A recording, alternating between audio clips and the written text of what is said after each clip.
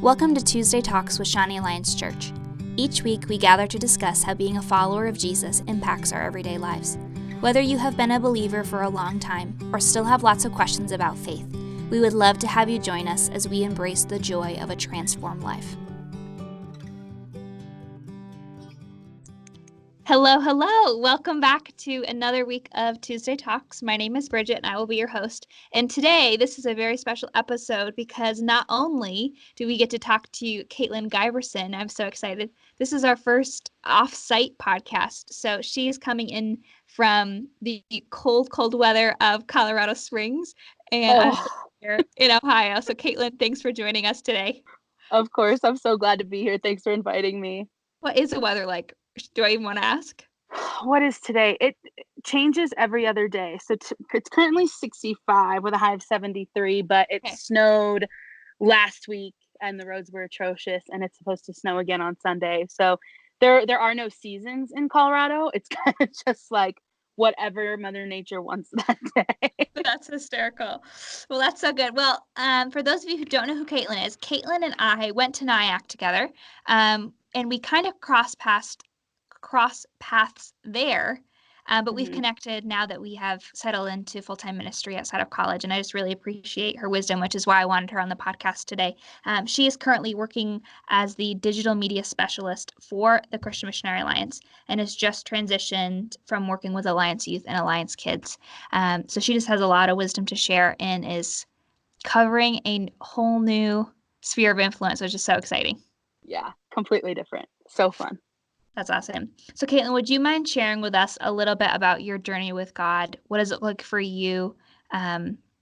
Just your journey in Christianity and learning about Jesus and just connecting with him. Yeah. So I did not grow up in a like practicing Christian family. We all had some sort of a knowledge of God when I was really young. We went to like traditional, like small Main Street Presbyterian church in my tiny town.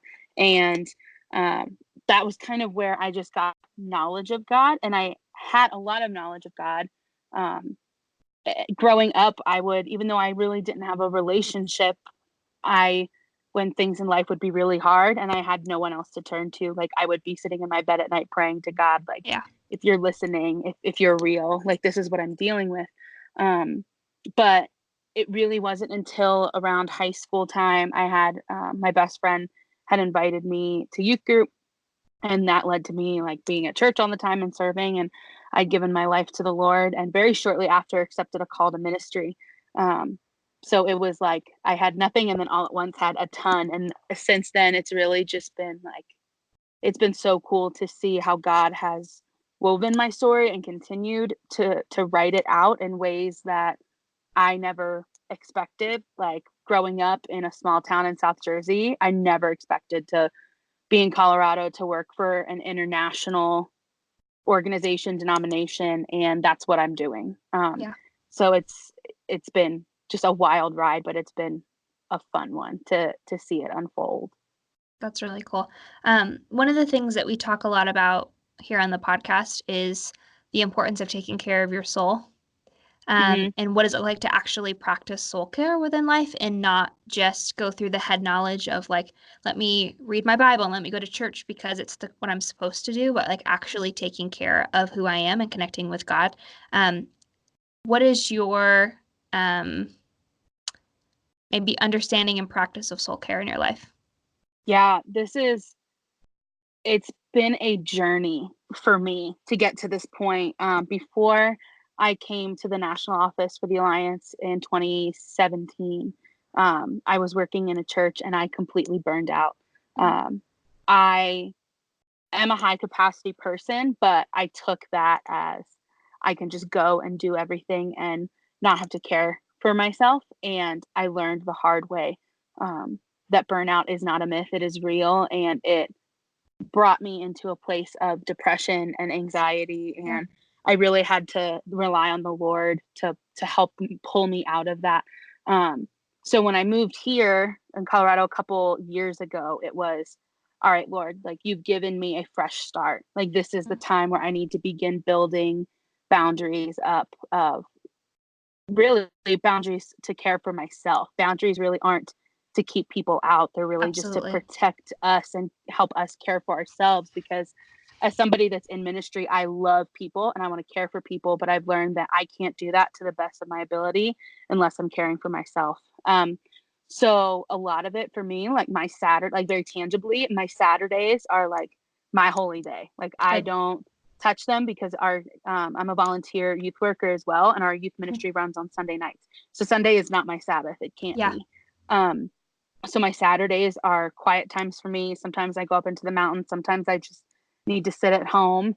I've learned that self-care isn't just keeping time blocked off for myself, but it's Yeah. really, what am I tangibly doing to take care of me? So like I'm a girl, so like that's taking some time to do a face mask or go get my nails done, or um, it's just typically if it's something that I realize I really don't want to do for myself, Mm-hmm. that's my trick to know, okay, that's what I need to do for myself in this time. Yeah, that's And really good. yeah, and I've recently started stepping into counseling as well for the first Mm-hmm. time, which is a whole different level of self-care. Mm-hmm.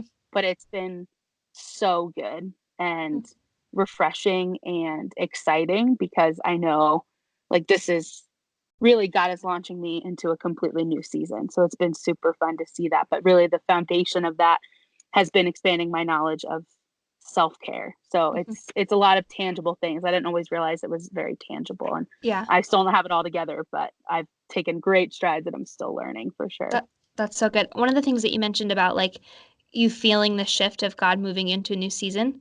Um, and for me, that is one of my favorite things that God does is when we create space for him, when we create those Sabbath moments or we're just paying attention more Mm-hmm. intentionally, that he doesn't actually want to like throw us into this new place unprepared. Like he does Yes. want to give us the strategy and he does want to give us the security to go there before it happens. And so um, what are some of the ways that you've seen God prepare you to go forward without actually knowing what forward is yet? Oh my gosh. Wow. Um, so, and it's so funny. I just got out of a coaching meeting with my boss, and we were really talking about this because I've only been the digital media specialist with the Alliance since the middle of August, and it's that's like 2.5 months, something like Mhm. that. So it's been very short lived, but in that time, it has given me um, space. Like it's funny because you said like giving space, and that's literally what God has been doing for me. It's Cool. like every time I turn around, it's like, oh, there's space over here. Okay, God's moving this, so I have space over here. Um, so really he's drawing me into him. But as I was saying with my job, I now have a new role. I'm traveling less, so that gives me space. I have a boss now that's very much a coach, so I'm Awesome. meeting with him weekly and he's forcing me to really dig in. I am actually, next week I'm finishing up a coaching cohort, like a ministry coaching cohort, and that's given me space. It's just crazy how he's given me space, given me the knowledge of space, and it's been constant invitations of like, okay, this is what I want to do. It's been constant invitations from other people saying the same things. Like Cool. in the past couple of weeks, I've heard people ask me in multiple different venues, like, what do you want to do more of? What do you want to do less of? And what do you want to stop doing altogether? Like Cool. that's a big invitation. Um, but it's all, he's not just giving me the invitation. There is space created for me to lean into those things, and it's so cool. I love how God works. Like he's always so many steps ahead of us, and we always are trying to catch up, and it's like, Caitlin, you're never going to catch up. Like stop trying to catch up, just let him do his thing. Yeah, that's good. Um, Another question I just thought about is um, one of the questions that people always kind of ask me is like, how do I build community when I don't know anybody? Or like I'm in a new place and I know for you, Mm. you've been there for 2 years now. Um, but moving to a brand new place as a young single person, how have you intentionally, like with that, as God's created space, how have you used that space to build community so that you don't burn out in isolation? Yeah, oh my gosh, it's such a good question. I've only had two really big transitions in my life. The first was for college, but for college, you're kind of forced into community. Mm-hmm.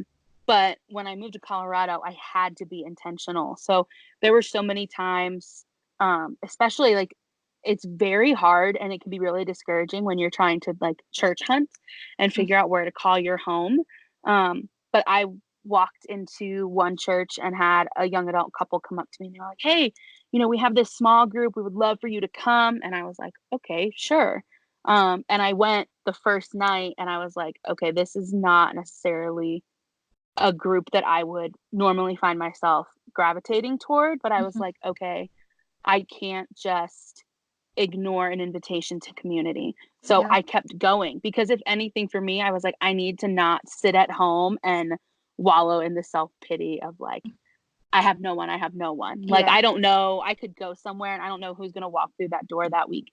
But I stuck with that small group for months, even the nights where I didn't want to go. But I knew it was like Thursday nights, I'm getting out of my house and I'm going to go be with people and experience new people and different community. Um, so it very much was intentionality. And also, if people would ask me to go out for coffee or anything like that, even if I was like, I don't know if I would necessarily end up being your friend in the long term, like I would still say yes. Like, Mm-hmm. I think when we're trying to figure out community, we're automatically looking for our ideal community, but sometimes the non-ideals and the uncertain ones are the ones that really lead us where we need to go. And there were some people that like I met with the first couple months I was here and like didn't talk to them for months, Mm-hmm. and then all of a sudden somehow they looped back into my life and now they're like my best girlfriends. Cool. um so I really had to learn like take every opportunity, don't take anything for granted, and don't just go with the mindset of like I'm just going to go and sit, but like Mm-hmm. go and choose to invest and choose to share who I am with the hopes that it could be something better, even if I don't think that it would be the best thing for me. Yeah. I think it's also important that you said like you every like because I think it's specifically for church friendships this gets really hard of Mhm. like just because you meet somebody and just because you both love Jesus and just because whatever doesn't mean that you have to be BFFs for a lifetime. And so the idea of Mhm. like giving again, we keep going back to that word space, giving that space to be like, hey, I'm going to love and honor you as a brother and sister in Christ, but this doesn't mean that I have to commit to you for a lifetime. You know what I Yes, mean? and Yeah. it's so good. Something when I was back in New York, something a friend of mine would always say, he was a youth leader and he would tell our students this all the time, is that God brings people into your life for a reason, for a season, and for a lifetime. Hmm. And I have kept that because Cool. even when I went to college, the friends that I started with my freshman year weren't the friends that I ended with Hmm. graduation day. Some people like the people that I met at that small group, like they were there for a reason, for a small portion of a time. Yeah. Sometimes a season could be a month, a year, 10 years. And then you have those people that become lifetime friends. But I think we put pressure on ourselves to like, I have to find my people. I have to find my people. And it's like, slow down, breathe. Hmm. And while I'm trying to find my people, what is God inviting me into? Because that's a thing. Like I've found God is always inviting us into something, especially when we feel like we're lacking something else. There's always an Hmm. invitation. And I think sometimes we just don't pay attention to the invitation because we're Hmm. so focused on what we think we need to figure out or find in that moment. Yeah. Speaking of invitation, how do you feel like now as an adult in air quotes full-time ministry, Hmm. how do you feel like God is inviting you to press deeper into who he is and not just settle for, the foundation that you've set for faith at this point? Yeah. Oh my goodness. Um, Something in this way of God making space in my life. I don't know if you've talked about the Enneagram on your show at all. A little bit, Um, yeah, we have okay, so I'm a 7 and I love being a 7. It's so much fun being a 7. the enthusiast, Um, yes. yes. um, but being a 7, there's this double-edged sword of I use my 7ness to really like avoid what's actually going on. Mm. And it comes to the point where I've done that for so long, and it's part of the reason I've chosen into counseling. But I've done that for so long that it's hard for me sometimes to even identify my pain points, let alone choose or have the tools to dig into them. So I really think God has given me the space to be silent and quiet and still with him, because as somebody that is always going and on to the next thing and dreaming the next big idea and wanting the next successful social media campaign or youth group event, whatever it is for me or for whoever's listening, like I have to slow down and I have to let myself breathe and breathe with the Lord. It's so easy to be at such a fast pace, and the Lord's like, I'm way back here and you're trying to push and push and push, and I'm not going to let you get there. So why don't you just come sit with me for a while? So it's really, I'm learning, and I find that it just always comes back to this for me. I'm learning what it means to be still with the Lord, which is scary because I don't like being bored. I don't like being quiet. But it's tender and trusting that he's tender to us in those moments, and gentle and gracious and loving when we choose to be with him and sit with him. And that's so important, like when we're trying to strengthen our spiritual muscles, that we're okay doing things that our natural personality doesn't actually like doing. Yeah. So for me as an introvert and as a two, I love people, but people are exhausting to me, which is so funny. And I totally engage with people. I love people. But the fact that my career puts me on a podcast and puts me in front of people and puts me, sharing conversations most of the day, like on a weekly basis, is so funny to me, because that is not a natural thing. Like, if it was my choice, I would hide in a hole and, not talk to people. Which is just a personality thing. But again, like saying, like, Lord, like, I'm going to choose into community because that's good. And then on the other side, like, if your natural personality is more towards, I love people, let's party, let's celebrate, to say, I'm going to choose into that space in silence, so that I, like, both of my spiritual arms, if I'm doing a metaphorical picture, is like both arms are strong.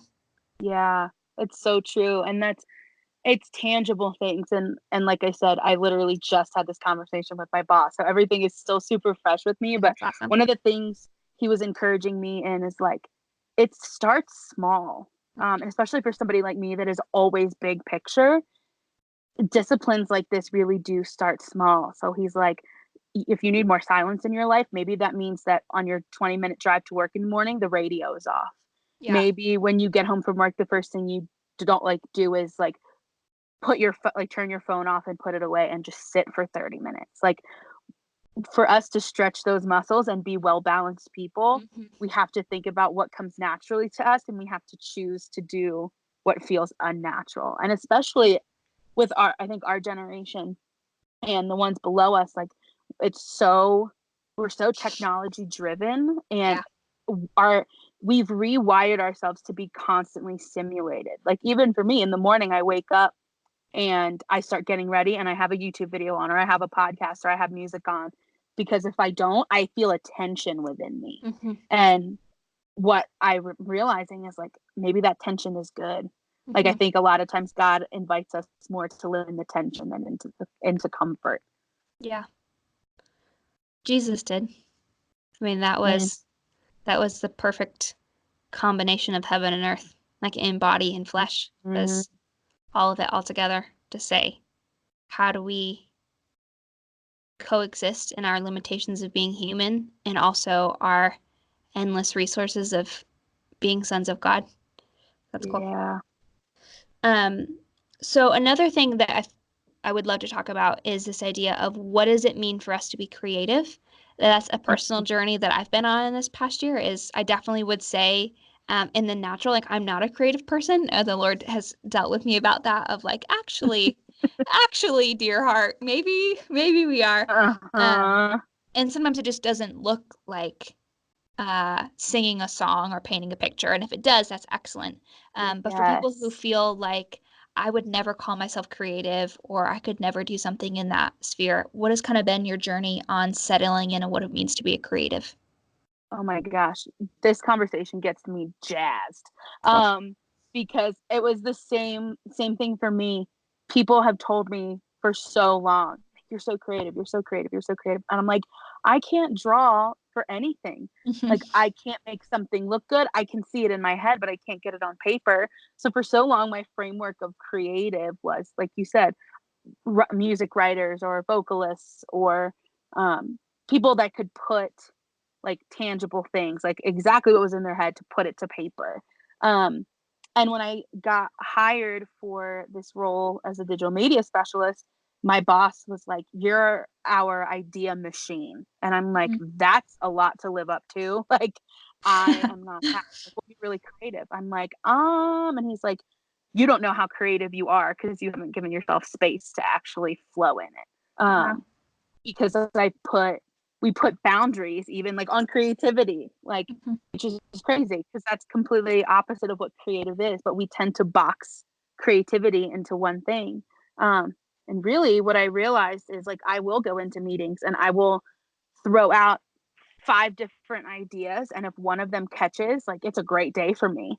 And even if they don't catch, like, I love the process of brainstorming to getting something down onto paper and starting to really push it out. So for me, I've had to own that my creativity is not like everyone else's, and that's the point of creativity. It's not that we're like everyone else, because if our God created us and created us all uniquely, then, and we're made in his image, right? So then shouldn't the way we create be unique to us as well? So I think everyone in some regard has creativity in them.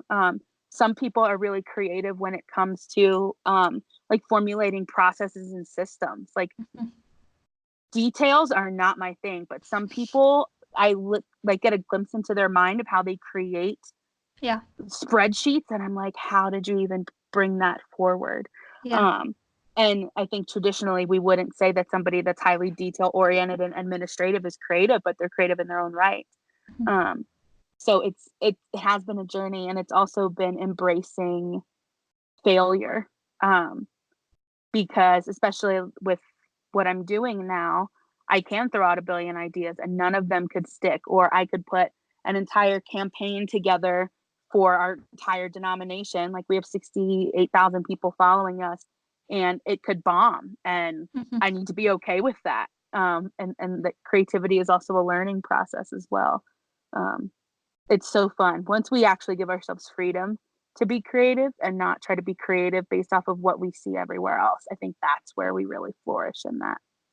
And I think it's also really important that we realize, like, it's not our job to create something for those 68,000 people, or however it is, whatever your sphere of influence is. Like that's not the point. The point is that we're faithful to steward the gift that God's given us, and that, like, I'm creative because the Creator made me.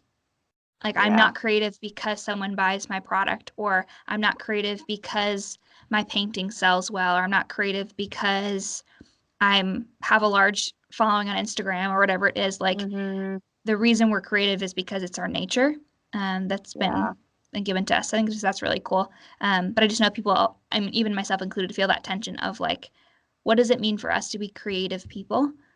Because I think it all ties together. You know what I mean? Like, when you come, as we go back of, like, creating that space, creating that silent space, as the Lord is drawing close because we've created that silence, that sacred space, we then can go forward to create something. So any new beginning, any new season, whether that's like a physical manifestation of creativity, or it's a, creativity of buying a new house or raising a child or whatever it is, like, we're always in the process of creating something, creating dinner, whatever it is, like, we're creating something.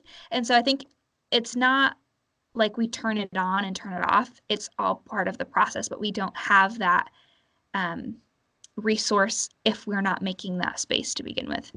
Yeah, that's all so good. I love that.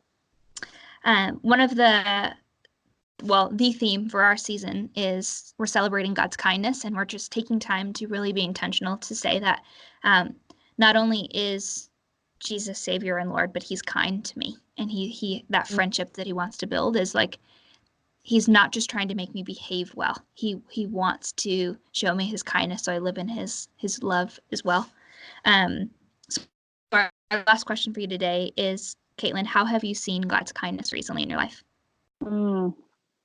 I love that. And I think we get so focused on God being king and him being God that we forget that he's our friend. Like, it's such a beautiful thing. I think kindness for me has really looked like the people in the community that he's put in my life. And I think that that's an easy answer for many people, but I haven't had the easiest go at community just in general growing up. I did not have a lot of friends. I was bullied a lot. I left high school and like left all that in the dust. And then I went to college and I had like, people I've kept in touch with, but so many of my friends that we were all really, really close, I haven't kept in that much contact with while they've all like ran with all of their community. So when I came to Colorado, I was like, Lord, like I feel like I've missed out on things and I haven't found my tribe. I haven't found my people. But little did I know, like he had that here for me. And it's taken 2 years to develop it. Really, I didn't really grasp anything for the first year. But I, for the first time in my life, have a group of girlfriends that love me absolutely unconditionally. They support me. It also is fun that I work with them. So we're together all the time. But man, like it's on the tough days, they're there, even if it's just a hug and what can I do for you? And then they're there on the days where I'm a 7 and I just need to get out of the house and like take a drive and they just have been so kind and supporting me. And I've had something that I love that the Alliance does for the National Office employees is we have chaplains in our office. So they have been so kind in shepherding me out of negative seasons and into such a healthy one. And Amen. I've gotten a great counselor and my new boss is a coach, and it's all people that know me well enough to know how I need, like what I need and how they need to speak it in order that I receive it. Because I've had other people in the past that have loved me and cared for me, but they haven't known me enough to know how I receive things. So it's completely transformed my life. And it's been a moment where I've been like, oh God, okay, this is what you had for me all along. I hadn't encountered it yet, but you've had it for me all along. And he's just kind of like poured it out so freely. And it has felt so kind, especially as I'm stepping into a season where like counseling isn't hard yet, but she told me, she's like, it's going to be really difficult for you. But part of that burden is lifted knowing that when the days get hard, like I have people that are in my corner and cheering me on and won't let me quit and will cast a vision of this is what it is now, but this is what's to come. And that has just felt very kind to me. Amen. Thank you so much for this conversation. How can our people connect with you? Oh my gosh. So I am on social media. Everything's my first and last name. Caitlin Giberson. Caitlin is spelled a billion different ways, but I'll I spell spell it. it. I'll make sure I spell it in show notes. Yeah. Yeah. So find me all up in the show notes. But like I said, I am an Enneagram 7 and making friends are like it's one of my favorite pastimes. So I would love to connect with anyone. And they can also email me, Bridget. I can pass along my email to you if they just want to connect. Do you have a blog? I do. And actually, so I've recently started back up again, but my website is just CaitlinGiberson.com. So I've started up with blogging again and actually just did something on Sabbath and soul care. So cool. If anybody wants any details on that, they can check that out too. Excellent. Well, thank you so much for this conversation. We look forward to being able to share this and just the way that it'll impact people's lives. Awesome. Thanks. It was so fun to be here. Yes. And thank you all for listening. As always, you can share on your social media using the hashtag Tuesday Talks with SAC. We just really believe that as we join and as we share what God's doing, that He is going to transform our life. So thank you so much for listening, and we'll see you next week. Thanks for listening to Tuesday Talks with Shawnee Alliance Church. Let us know your thoughts by leaving a review, and be sure to subscribe, rate, and share. If you would like to join our conversation on social media, be sure to use the hashtag TuesdayTalksWithSAC. Thanks for listening to this week's episode, and we look forward to seeing you again next week.